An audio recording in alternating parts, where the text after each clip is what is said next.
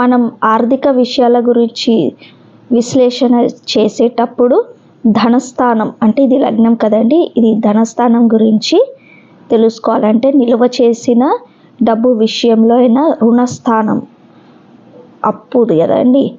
So ఇది 7, ఇది 6 రుణస్థానం విషయంలోనూ, అలాగే లాభస్థానం అంటే ఇది 11వ స్థానం లాభస్థానం విషయంలోనూ, అలాగే ఆకస్మిక ధనలాభం ఉంటుంది కదండి, అంటే 8వ స్థానం అంటే ఇది 7, ఇది 8.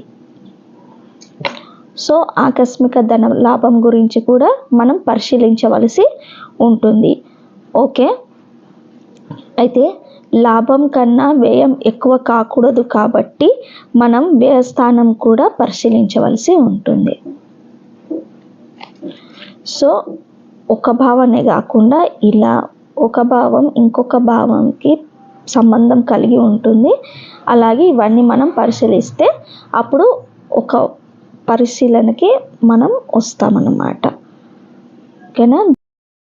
సో ఈ విధంగా ఒక విషయాన్ని పరిశీలించాలంటే ఒక భావం మాత్రమే చూస్తే చాలదని, ఇలా చాలా భావాలు చూసి